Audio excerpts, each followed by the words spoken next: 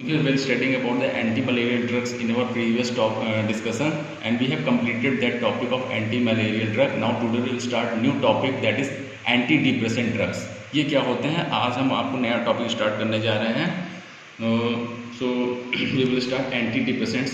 तो antidepressants क्या होते हैं? एंटी डिप्रेसेंट्स आर मेडिकेशंस, ये ऐसे मेडिकेशंस या ड्रग्स होते हैं use to treat major depressive disorder, MDD इसको शॉर्ट में बोलेंगे. जो मेजर डिप्रेसिव डिसऑर्डर्स होते हैं, मेंटल इलनेस होती है, मानसिक रोग या साइकोटिक डिसऑर्डर्स, उसको ट्रीट करने के लिए हम लोग एंटी डिप्रेसेंट्स यूज़ करते हैं. सम एंग्जाइटी हो गई, उतावलापन हो गया जिसे बोलते हैं डिसऑर्डर, सम क्रोनिक पेन कंडीशन, बहुत ज़्यादा क्रोनिक पेन हो रहा है, दर्द हो रहा है, उसको ट्रीट करने के लिए. And help to manage some addictions, या तो किसी को किसी चीज़ की एडिक्शन लत लग गई हो, उसको भी ट्रीट करने के लिए हम लोग एंटी डिप्रेसेंट्स यूज़ करेंगे. तो डिप्रेशन में arise in mentally ill patients. तो डिप्रेशन आखिर अराइज कैसे होता है? बहुत से फैक्टर्स होते हैं जिससे डिप्रेशन होता है. स्ट्रेस फैक्टर्स हो गया, बहुत और भी कई फैक्टर्स होते हैं. जो मानसिक रोगी होते हैं उनमें डिप्रेशन कुछ ज़्यादा ही होता है. Such as after schizophrenic attack, schizophrenic उसी को बोलते हैं जैसे साइकोटिक डिसऑर्डर होता है. ये सिजोफ्रेनिक अटैक हो गया, कोई आ गया, और इवन इन नॉर्मल पर्सनस में भी ये हो सकता है. There is a slight increase risk of suicidal thinking. इसमें क्या होता है, जब बहुत ज़्यादा डिप्रेशन बढ़ जाता है तो कभी कभी रोगी, जो मानसिक रोगी होता है, वो उसके अंदर सुसाइडल यानी कि आत्महत्या करने के वाली भी टेंडेंसी, थॉट्स आने लगते हैं एंड बिहेवियर होने लगता है when taken by children, adolescents and young adults. तो ये यंग एडल्ट्स या एडोलसेंट्स, ये बच्चों में बहुत ज़्यादा सुसाइडल टेंडेंसी भी हो सकती है इसके यूज़ से. तो mental depression is believe to be cause. तो मेंटल डिप्रेशन आखिर अराइज कैसे होता है? Is believe to be cause due to disturbance in the levels of certain biogenic amines. हमारे बॉडी में कुछ एमीन्स होते हैं, बायोजेनिक एमीन्स होते हैं, जब उनका लेवल सेरम में, ब्लड में बढ़ जाता है तो उसी से हमारा ये मेंटल डिप्रेशन की कंडीशन अराइज हो जाती है. इसमें डिस्टर्बेंस हो जाता है, जो लेवल होता है वो नॉर्मल नहीं होता है, नॉर्मल हो जाता है बायोजेनिक एमीन्स का इन द ब्रेन में. तो balance is restored bye anti depressants. तो ये जो बैलेंस बिगड़ जाता है, इसी को हम वापस रिस्टोर करते हैं एंटी डिप्रेसेंट ड्रग देके थ्रू डिफरेंट मैकेनिज्म, बहुत से मैकेनिज्म से. तो इसी कारण हम इसको कंट्रोल करते हैं. तो इसका क्लासिफिकेशन देख लेते हैं शॉर्ट में. इसको हम कैसे क्लासीफाई कर सकते हैं इसको? वैसे तो इसके बहुत से मतलब अगर देखा जाए शॉर्ट में तो कई बहुत सारे क्लासिफिकेशन, लेकिन शॉर्ट ब्रॉडली अगर देखा जाए तो इसको 3 कैटेगरी में क्लासीफाई करते हैं. मेजर क्लासिफिकेशन अगर देख लें, beta phenyl ethylamine and related derivatives पहला हो गया, दूसरा हो गया ट्राईसाइक्लिक कंपाउंड हो गया, और तीसरा हो गया टेट्रासाइक्लिक एंटी डिप्रेसेंट. तो जो beta phenyl ethylamine and related derivatives है, उसमें हमारा 2 ड्रग आएंगे जिसको बोलते हैं फिनाइलजीन और ट्राइनिल साइक्रोमीन. और जो ट्राईसाइक्लिक एंटी डिप्रेसेंट्स होता है, इनको ट्राईसाइक्लिक इसलिए बोलते हैं, इसमें 3 रिंग्स ऑफ एटम्स होते हैं, 3 रिंग्स होते हैं एटम्स की, इसलिए ट्राईसाइक्लिक बोलते हैं. इसमें पहला आ गया एमीट्रिप्टिलिन, दूसरा हो गया नॉर्ट्रिप्टिलिन, और तीसरा हो गया एमीप्रामीन, और तीसरा होगा क्लासिफिकेशन में tetracyclic anti depressant. Tetracyclic anti depressants are a class of anti depressant that were first introduce in the 1970s. ये 1970s में सबसे पहले ये आए थे. Which contains 4 rings of atoms, में 4 रिंग्स होती हैं एटम्स की, इसीलिए इसको टेट्रासाइक्लिक बोलते हैं. तो अकॉर्डिंग टू द सिलेबस अगर देखें, पहला हमारा कैटेगरी हम लोग पढ़ते हैं बीटा फिनाइल इथाइलामीन और डेरिवेटिव फिनाइलजीन. तो फिनाइलजीन क्या होता है? Phenelzine and tranylcypromine are what known as monoamine oxidase inhibitors होते हैं. तो ये एंजाइम होता है मोनोअमीन ऑक्सीडेज, इसको इनहिबिट करते हैं फिनाइलजीन, इसीलिए इनको बोलते हैं monoamine oxidase inhibitors. Phenelzine is one of the few non sedative and irreversible monoamine oxidase inhibitors होते हैं. ये नॉन सेलेक्टिव होते हैं, इरिवर्सिबल होते हैं. Still in widespread clinical use it is taken by mouth. ये माउथ से इसको हम ले सकते हैं, it is taken by mouth. Monoamine oxidase क्या होता है? ये एक एंजाइम होता है which combines with and destroys biogenic amines.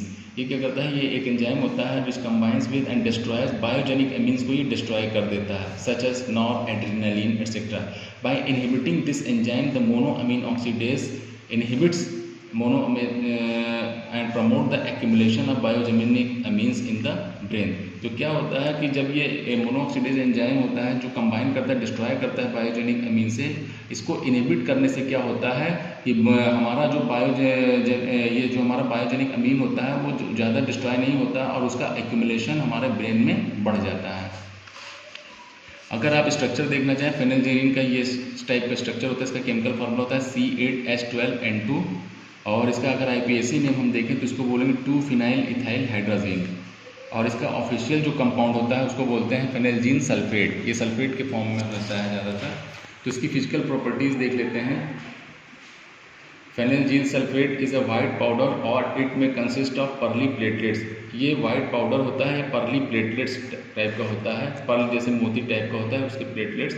It has a pungent and peculiar order. इसका बहुत तीखा, मतलब जिसको बोलते हैं पंजेंट, बहुत स्ट्रॉन्ग और पेक्यूलियर इसका महक होती है। It melts at 164 degree C to 168 degree C. इसकी मेल्टिंग पॉइंट का रेंज होता है 164 से 168 डिग्री सी के बीच में। It is freely soluble in water, ये वाटर में फ्रीली सॉल्युबल होगा, and practically insoluble in ether, ethanol और क्लोरोफॉर्म में ये इनसॉल्युबल होगा।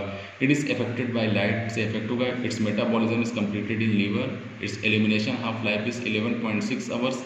It's boiling point is 74 degree C या 165 डिग्री फ़ारेनहाइट। अब इसकी कुछ केमिकल प्रॉपर्टीज़ हम लोग देख लेते हैं। An aqueous solution of the substance made alkaline with sodium hydroxide solution. अगर हम इसका फेनेल्जीन सल्फेट का एक्वस सोल्यूशन ले लें और इसमें सोडियम हाइड्रोक्साइड सोल्यूशन मिला दें तो ये हमारा सोल्यूशन एल्कलाइन होगा, क्योंकि ये बेस होता है। And treated with cupric titrate solution, और उसमें अगर हम क्यूप्रिक टाइट्रेट सोल्यूशन मिला दें तो हमको ये रेड प्रेसिपिटेट देगा। तो ये इसकी केमिकल प्रॉपर्टी में इतना ही है। इस स्टेबिलिटी और स्टोरेज देख लें। Since it is affected by light, क्योंकि ये लाइट से अफेक्ट होता है, store it in well close containers में इसको स्टोर करेंगे एंड प्रोटेक्टेड फ्रॉम लाइट। अब इसकी कुछ यूजेस देख लेते हैं। Some of the uses of phenelzine sulphate. It elevates mood of depressed patient. जो पेशेंट्स डिप्रेस्ड होते हैं तो उनके मूड को ये एलिवेट करेगा। And is use in the treatment of severe mental depression. जो बहुत ज़्यादा मानसिक बीमार हो गए होते हैं, साइको होते हैं, उनको उनके डिप्रेशन को ट्रीट करने के लिए हम लोग देते हैं। It is use primarily in the treatment of major depressive disorder, MDD जिसे बोलते हैं। In addition phenelzine is effective in treating dysthymia हो गया। डिस्थीमिया भी यही साइकोटिक टाइप का ही, सब मेंटल डिसऑर्डर्स ही हैं, उनके डिफरेंट नेम्स हो गए साइंटिफिक, जिसको डिस्थीमिया बोल के। बाइपोलर डिप्रेशन भी वही होता है, मेंटल इलनेस होता है। पैनिक हो गया। सोशल एंग्जाइटी डिसऑर्डर हो गया। बुलिमिया वो होता है जिसमें क्या कहते हैं, बहुत ज़्यादा इसमें डिप्रेशन का, इसमें बहुत ज़्यादा ईटिंग हैबिट होती है, बहुत ज़्यादा खा लेने के बाद फिर खुद से उल्टी करना, उसको बुलिमिया बोलते हैं। पोस्ट ट्रॉमेटिक स्ट्रेस डिसऑर्डर, जैसे कि बहुत ज़्यादा आपको क्या कहते हैं स्ट्रेस हुआ, उसके बाद की कंडीशन को ट्रीट करने के लिए भी इसको दे सकते हैं। एंड ऑब्सेसिव कंपल्सिव डिसऑर्डर, ये भी मेंटल इलनेस होता है, साइकोटिक डिसऑर्डर होता है। Phenelzine showed promise in a phase 2 clinical trial from March 2020 in treating prostate cancer में भी इसका क्लिनिकल ट्रायल हुआ है इन मार्च 2020 में। The medication is also useful in patients who are treatment resistance. बहुत से जो रेजिस्टेंट हो जाते हैं, जो नहीं होते, उनमें भी ये मेडिकेशन यूजफुल होता है। तो इसके सम ऑफ द यूजेज ऑफ फेनेल्जीन। फेनेल्जीन में बहुत कुछ नहीं पढ़ना है, बस इतना शॉर्ट में हमको पढ़ लेना है। इसके कुछ ब्रांड नेम्स हैं, नोयाडिल है और स्टिनरवल है, एटसेट्रा।